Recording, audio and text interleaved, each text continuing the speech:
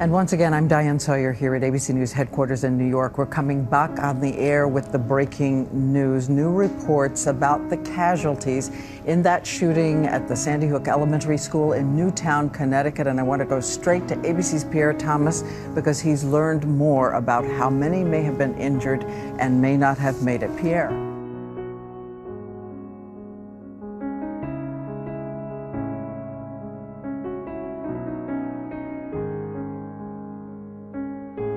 Diane, we're being told by multiple state and federal sources that unfortunately more than a dozen people have been shot and killed at that school, and that number includes children. It does include children, and again, we've heard reports of casualties of some of the adults in the front office, but Pierre, how strong is this news? How much can we say to people that we know that it has reached this shattering level?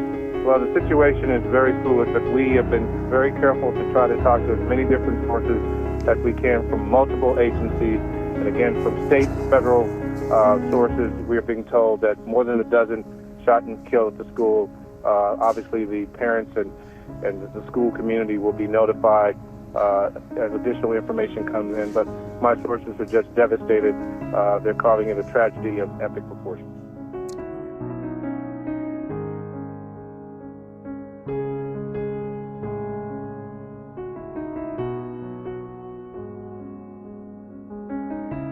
Susan, are you getting more information on what happened? Yes, Wolf, I have some new information to report now from two law enforcement sources that among the dead is the mother of the shooter in this case. The mother of the shooter is also dead. She is a teacher at the school. Now, we don't have confirmed whether she was found dead at the school or at some other location, but two sources tell us that she too is among the dead. Also, some additional new information to report to you, Wolf, is that the shooter, Ryan Lanza, is 24 years old. To remind our viewers, he was found dead at the scene in a classroom, and additionally, he was found with at least 2 weapons. I am hearing that there may be even more weapons that were found. And also, as we have previously reported, another person is being questioned by police in connection with this shooting, but we have no additional information on that at this time to report.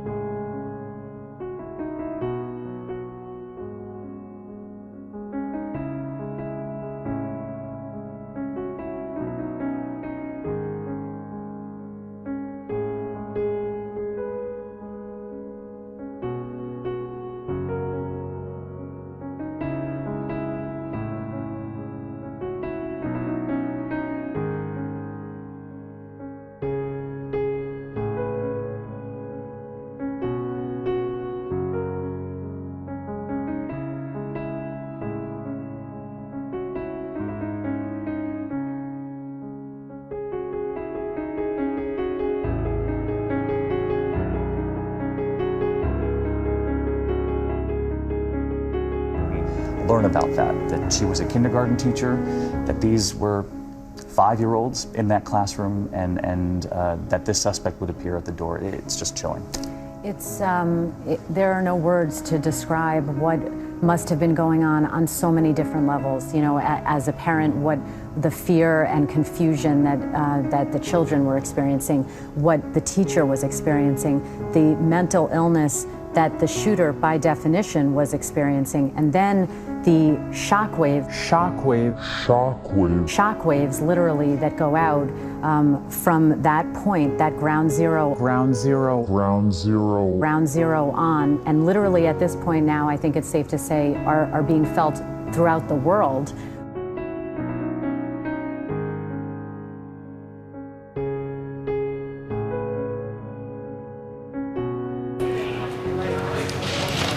This afternoon, I spoke with Governor Malloy and FBI Director Mueller.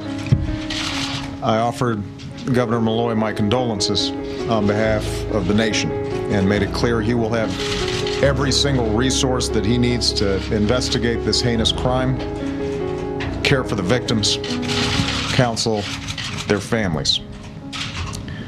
We've endured too many of these tragedies in the past few years, and each time I learn the news, I react not as a president, but as anybody else would, as a parent. And that was especially true today. I know there's not a parent in America who doesn't feel the same overwhelming grief that I do. The majority of those who died today were children. Beautiful little kids between the ages of 5 and 10 years old.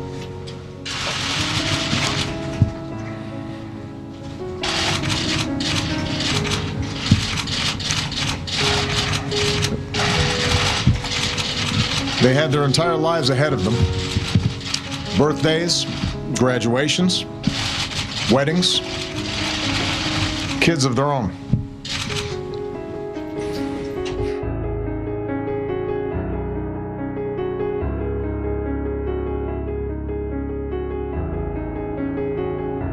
As a country, we have been through this too many times. Whether it's an elementary school in Newton, or a shopping mall in Oregon, or a temple in Wisconsin, or a movie theater in Aurora, or a street corner in Chicago, these neighborhoods are our neighborhoods, and these children are our children. And we're going to have to come together and take meaningful action to prevent more tragedies like this. And we're going to have to come together and take meaningful action. And we're going to have to come together and take meaningful action. And we're going to have to come together and take meaningful action to prevent more tragedies like this, regardless of the politics.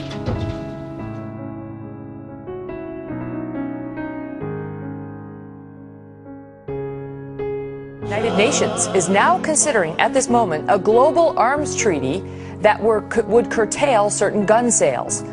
Right now, the UN is working on a plan that would put a whole new set of international gun rules in place. Supporters, including the Obama administration, argue it will make the world more secure by tamping down on weapons commonly used by gangs and terrorists. But critics fear it would infringe on the Second Amendment right to bear arms right here in the United States. Fox News alert: for the second time in 3 days, the United Nations has had to postpone action on a controversial new gun control treaty that would regulate firearms across the globe. That treaty would create international standards for importing and exporting conventional weapons. It is backed by President Obama, which is a reversal from the policies under President Bush. But our next guest says that these UN rules could fundamentally change American gun laws and threaten our Second Amendment rights right here at home. Joining us live is the Executive Vice President and CEO of the National Rifle Association, Wayne LaPierre. Wayne, welcome back to the program. Thanks, Megan. Thanks for having me. All right, so this is what the UN and the human rights groups say. They say, look, there are no global treaties that restrict the sale of conventional arms, that the entire world is dealing in small arms, that there is nothing preventing these guns from getting into the hands of very bad people in these other nations outside of the United States, and that's all they're trying to regulate, the global sales, not to restrict Second Amendment rights here in America. What say you? Well, we've continually tried to exempt civilian firearms in the United States. They refuse to do any of that. What do you mean? What do you mean by that? We've tried to have them exempt all civilian firearms. So write that into the treaty. Rifles, shotguns, handguns, they refuse to do any of that. I mean, the reason this is such a bunch of nonsense, Syria, thousands of people are dying right now. The UN's spending 6 weeks this summer on gun control. I mean, the fact is, the UN doesn't protect people. It doesn't save the innocent. I mean, you could stack to the ceiling the bodies of the innocent 1,000 times over that the UN has failed to protect. The dead people don't get to vote on this UN treaty, and Americans don't want to be added to that pile of dead people that have been left defenseless by the UN policies.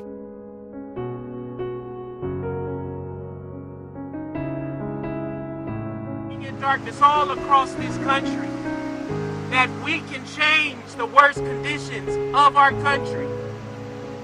Together we can change the pain into joy.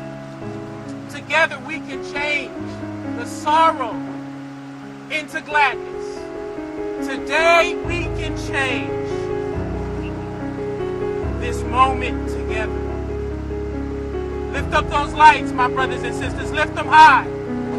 Let our light so shine so everyone can see that today is the day.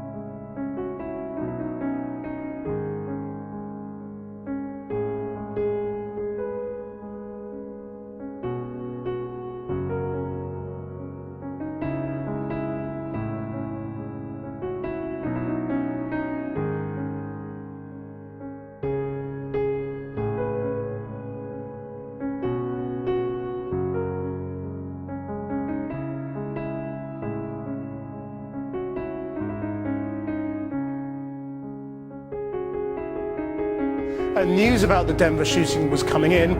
I briefly took the opportunity to ask him about his own attitude towards guns, and I asked him why he's such a defender of the right to bear arms. Well, I give up my gun when everybody else does. And is that Doesn't that make sense? Well, doesn't that make sense? I mean, if you were to, if there were guns here, would you want to be the only person without one? So do you carry guns? Not routinely at home? I mean, you have a gun at home? Yeah, it's legal in the United States. It's part of our Constitution. You know, the right to bear arms is because that's the last form of defense against tyranny. It's because that's the last form of defense against tyranny. You know, the right to bear arms is because that's the last form of defense against tyranny. Not to hunt. It's to protect yourself from the police. And do you see any link between that and these sorts of incidents? No. Nah, not really. You know what I'm saying? If somebody wants to kill people, you know, they don't need a gun to do it. Makes it easier though, doesn't it? Not really. You can use you can strap explosives on your body. They do that all the time.